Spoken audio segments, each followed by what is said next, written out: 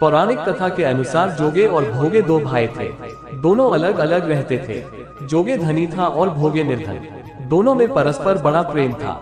जोगे की पत्नी को धन का अभिमान था, किंतु भोगे की पत्नी बड़ी सरल तथा उदार थी। पितृपक्ष आने पर जोगे की पत्नी ने उससे पितरों का श्राद्ध करने के लिए कहा तो जोगे इसे व्यर्थ का खर्च बताकर टालने की कोशिश करने लगा, किंतु उसकी पत्नी समझती थी कि यदि ऐसा नहीं किया तो लोग बातें बनाएंगे। फिर उसे अपने मायके वालों को दावत पर बुलाने और अपनी शान दिखाने का यह उचित अवसर लगा।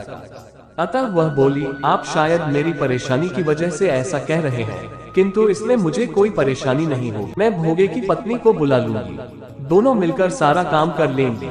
फिर उसने जोगे को अपने पीहर न्योता देने के लिए भेज दिया। दूसरे दिन उसके बुलाने पर भोगे की पत्नी सुबह सवेरे आकर रसोई तैयार कर लिया। उसने अनेक प्रकार के पकवान बनाए और सारे काम निपटाकर अपने घर आ गई। आखिर उसे भी तो पितरों का श्राद्ध तर्पण करना था। इस अवसर पर न जोगे की पत्नी ने उसे रोका न वह रुकी। जल्द ही दोपहर हो गई। पितर भूमि पर उतरे।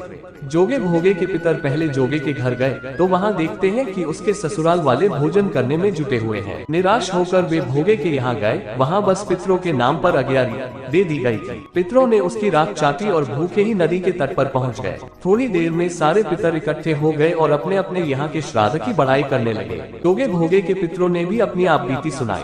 फिर वे सोचने लगे, अगर भोगे सामर्थ्यवान होता तो शायद उन्हें भूखा न रहना पड़ता, मगर भोगे के घर में तो 2 जून की रोटी भी खाने को नहीं थी। यही सब सोचकर उन्हें भोगे पर दया आई। अचानक वे नाच नाच कर गाने लगे, भोगे के घर धन हो जाए, भोगे के घर धन हो जाए।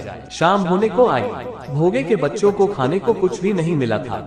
उन्होंने माँ से कहा, भूख लगी है। बच्चों टालने की गरज से भोगे की पत्नी ने कहा, जाओ, आंगन में हौदी औधी रखी है, उसे जाकर खोल लो और जो कुछ मिले बांट कर खा लेना। बच्चे वहाँ पहुँचे तो देखते हैं कि हौदी मोहरों से भरी पड़ी है। वे दौड़े दौड़े माँ के पास पहुँचे और उसे सारी बातें बताई। आंगन में आकर भोगे की पत्नी ने भी अपनी आंखों से सब कुछ देखा तो वह हैरान रह गई। इस प्रकार भोगे भी धनी हो गया, मगर धन पाकर वह घमंडी नहीं हुआ। दूसरे साल का पितृपक्ष जब आया तो श्राद्ध के दिन भोगे की पत्नी ने 56 प्रकार के भोजन बनाए। ब्राह्मणों को बुलाकर श्राद्ध किया, उन्हें भोजन कराया और दक्षिणा भी दी। जेठ जेठानी को सोने चांदी के बर्तनों में भोजन कराया। इस बार श्राद्ध से उसके पितर बहुत प्रसन्न तथा तृप्त हुए।